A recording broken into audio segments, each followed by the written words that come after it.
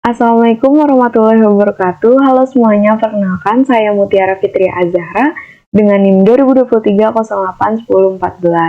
Saya dari Program Studi Sistem Informasi Universitas Pembangunan Jaya. Pada video kali ini saya akan mempresentasikan mengenai rancangan database yang saya buat dari aplikasi proposal Makraprodi. Yang pertama, di sini ada use case diagram. Di sini ada 3 aktor, ada admin, pengaju, dan juga approver. Karena kegiatan Makraprodi adalah kegiatan eksternal, maka dari itu approvernya ada 5, ada wakil dekan, BPM, BKL, pembina hima, dan juga wakil rektor. Untuk use case-nya sendiri, di sini admin dapat melihat dan memantau status proposal, yang mana admin yang mengelola status proposal tersebut. Selanjutnya di sini pengaju tentunya dapat mengsubmit proposalnya, dan juga dapat melihat dan memantau status dari proposal yang sudah diajukan. Selanjutnya di sini approver tentunya bertugas untuk menyetujui ataupun menolak dari proposal yang sudah disubmit oleh pengaju. Selanjutnya ada spesifikasi use case. Yang pertama di sini ada melihat dan memantau status proposal. Aktornya ada admin dan pengaju, di mana admin dan pengaju dapat melihat dan memantau status proposal yang diajukan dengan statusnya itu ada diterima, ditolak, ataupun pending. Admin dan pengaju juga dapat melihat detail tambahan seperti tanggal perubahan status dan komentar dari approver. Untuk prekondisinya, admin dan pengaju telah berhasil login ke dalam sistem, lalu proposal sudah terdaftar di dalam sistem, dan status proposal tersedia untuk diakses. Untuk postkondisinya, admin dan pengaju berhasil mendapatkan informasi terkini mengenai status proposal. Untuk alur utama, yang pertama itu admin dan pengaju login dulu ke sistem, lalu sistem menampilkan daftar proposal yang diajukan pengaju di bagian section aside ataupun di samping.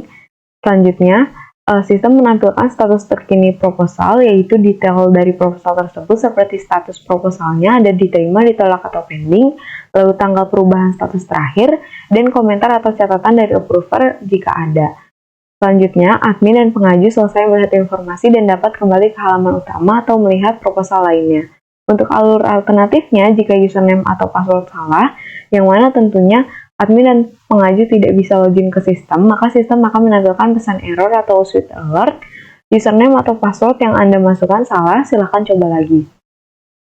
Selanjutnya, jika tidak ada data proposal yang tersedia di dalam sistem, entah itu karena koneksinya terputus ataupun datanya tidak ditemukan, maka sistem akan menampilkan pesan error, daftar proposal tidak dapat ditemukan, pastikan Anda memiliki koneksi internet atau coba lagi nanti. Selanjutnya, jika ada masalah dalam menampilkan status proposal, maka sistem akan menampilkan pesan error, gagal memuat status proposal, silahkan coba lagi nanti. Untuk use case yang kedua, itu ada submit proposal, extend approve.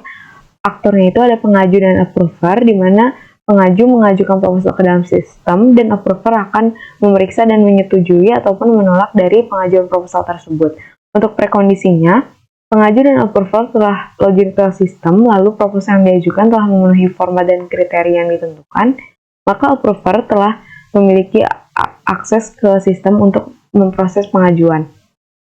Untuk postkondisinya, jika disetujui, maka proposal akan mendapat status diterima, jika ditolak, maka statusnya akan ditolak. Sistem mencatat hasil keputusan approver dan pengaju diberi notifikasi terkait keputusan yang diambil oleh approver. Untuk alur utamanya, yang pertama, pengaju dan approver login dulu ke sistem, lalu pengaju memilih menu pengajuan, di mana di menu pengajuan itu akan ada formulir pengajuan, yaitu ada nama mahasiswa, judul proposal, tanggal pelaksanaan, deskripsi, dan diminta untuk submit atau input file proposalnya. Lalu pengaju menekan tombol submit proposal, lalu sistem memvalidasi data yang diisi oleh pengaju dan menyimpan proposal dengan status pending, lalu sistem akan mengirimkan notifikasi kepada approver untuk memproses pengajuan, di mana approver harus login dulu ke sistem dan meninjau detail proposal, lalu approver akan memilih salah satu tindakan di mana disetujui ataupun ditolak. Begitupun statusnya akan berubah tergantung keputusan yang diambil oleh approver. Lalu sistem akan mengirimkan notifikasi kepada pengaju terkait keputusan yang diambil oleh approver tersebut. Untuk alur alternatifnya, pengaju mengisi formulir pengajuan proposal namun data tidak lengkap saat disubmit, maka sistem akan menampilkan pesan kesalahan dan meminta pengguna melengkapi data sebelum mengajukan kembali. Jadi, proposal tidak akan tersubmit atau terkirim jika datanya tidak lengkap. Selanjutnya, approver memeriksa proposal dan memutuskan untuk menolak, maka approver akan memberikan alasan penolakan melalui catatan yang ada di sistem, dan sistem akan memperbarui status proposal menjadi ditolak dan mengirimkan notifikasinya ke pengaju. Selanjutnya ada object role modeling. Yang pertama di sini ada entitas persetujuan dengan ID persetujuan sebagai primary key-nya.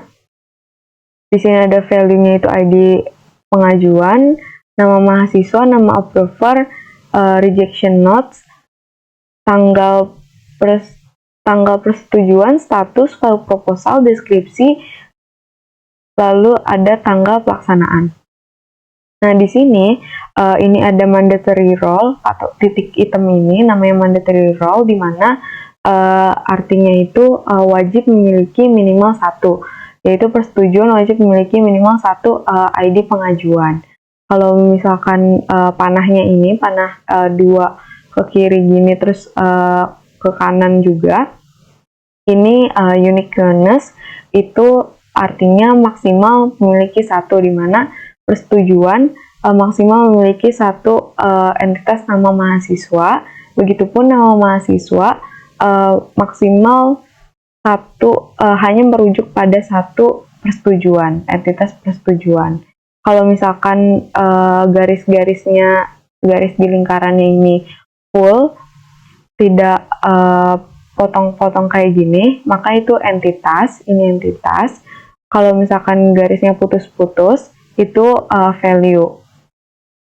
Selanjutnya, di sini ada entitas pengajuan, ID pengajuannya sebagai primary key, lalu di sini ada nama mahasiswa, judul proposal, deskripsi, tanggal pelaksanaan, file proposal, dan juga tanggal pengajuan.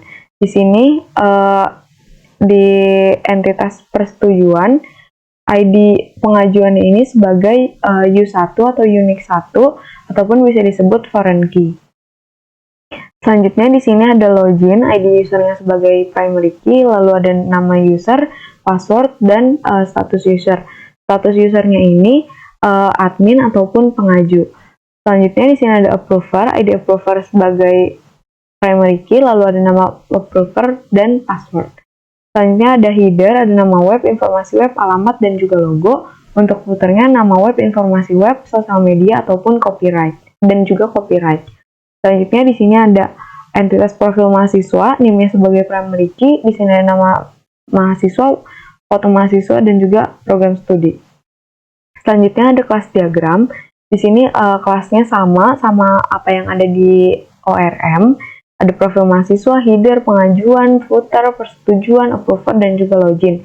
Di sini ada kardinalitasnya, di mana kalau kardinalitas 0 titik bintang ini berarti 0 tidak ada sampai lebih. Kalau misalkan 1 titik bintang ini 1 minimal 1 atau lebih. Kalau 1 saja kayak gini berarti juga hanya memiliki 1 saja, seperti ini profil mahasiswa atau mahasiswa dapat memiliki tidak ada pengajuan ataupun lebih dari 1 ataupun lebih dari 0 pengajuan. Begitupun pengajuan dapat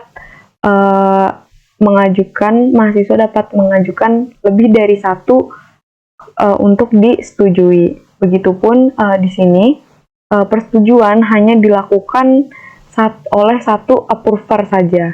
Meskipun approvernya banyak, tadi ada 5, tapi masing-masing approver itu pasti ganti-gantian dapatnya. Jadi hanya 1 persetujuan, 1 proposal itu hanya disetujui oleh 1 approver dulu.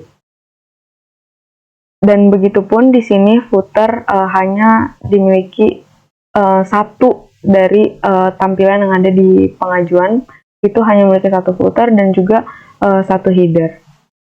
Begitupun loginnya, approver hanya 1 kali login ataupun 1 kali akun. Selanjutnya di sini ada entitas profil mahasiswa.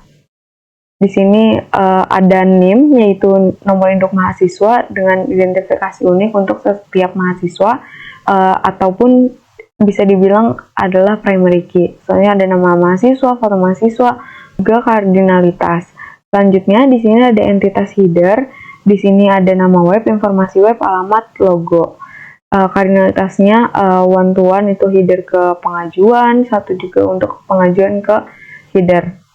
Untuk entitas footer, di sini ada nama web, informasi web, sosial media, dan juga copyright. Copyright ini hak cipta dari si web tersebut. Selanjutnya untuk entitas pengajuannya, di sini ada ID pengajuan, nama mahasiswa, judul proposal, deskripsi, tanggal pelaksanaan, file proposal, dan juga tanggal pengajuan. Dimana kalau identifikasi unik ini berarti primary key-nya, terus judul proposalnya dari yang proposal yang diajuin, deskripsi rinci dari isi dari proposalnya yang diajukan, dan juga tanggal pelaksanaannya itu kapan.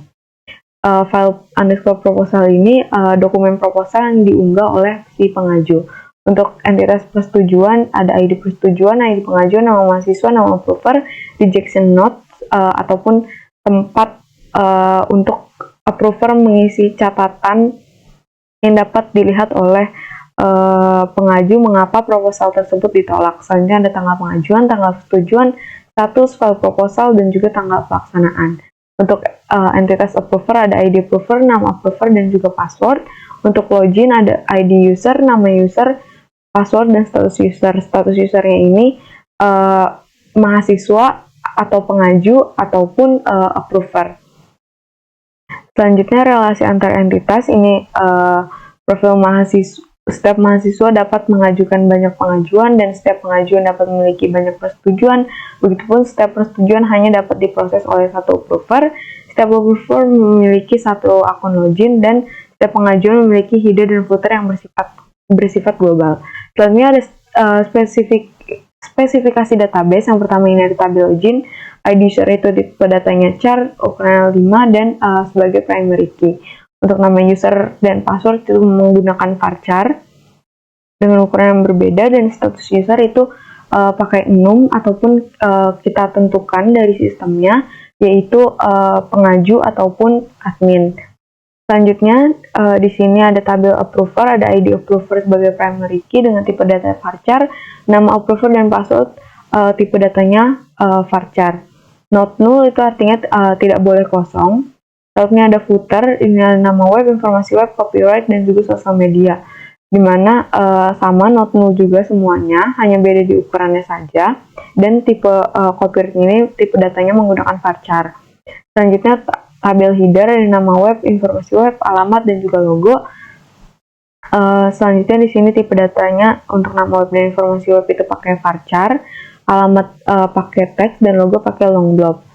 Selanjutnya ada tabel profil mahasiswa dan NIM, nama mahasiswa, foto mahasiswa, dan juga program studi, di mana di sini program studi menggunakan enum juga ditentukan oleh sistem, yaitu 10 program studi yang ada di UPJ. Selanjutnya tabel pengajuan, di sini ada ID pengajuan, nama mahasiswa, judul proposal, deskripsi, tanggal pelaksanaan, tanggal pengajuan, file proposal, dan juga file proposal. Untuk nama, judul, dan juga deskripsi menggunakan tipe data varchar. Untuk ID pengajuan pakai integer, ID pengajuan sebagai primary key. Di sini nama mahasiswa sebagai foreign key ngambil dari tabel profil mahasiswa. Semuanya not null. Selanjutnya di sini untuk tanggal pelaksanaan tentunya kita pakai date, dan tanggal pengajuan juga pakai date time. Selanjutnya tabel persetujuan, ini ada ID persetujuan sebagai primary key dengan tipe data integer, ID pengajuannya juga pakai data integer dengan foreign key dari tabel pengajuan, yaitu ngambil si ID pengajuannya ini. Selanjutnya ada nama approver, nama mahasiswa menggunakan tipe data varchar. Selanjutnya ada rejection note, ada deskripsi pengajuan menggunakan tipe data varchar juga, lalu tanggal pengajuan dan tanggal persetujuan pakai date time.